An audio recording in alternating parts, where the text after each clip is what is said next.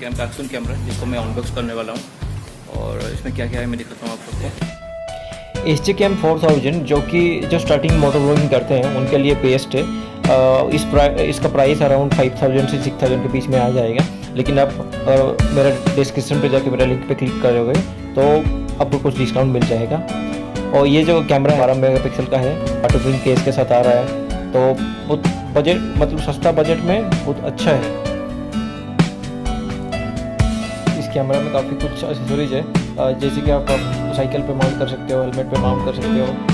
मतलब मोटो ब्लॉगिंग के लिए ये बेस्ट है, मतलब बजट प्राइस में। इसका जो बैटरी है 900 mAh का है, तो इस पर आप अराउंड 90 मिनट्स तक वीडियो आप रिकॉर्डिंग कर सकते हो 1080p पे।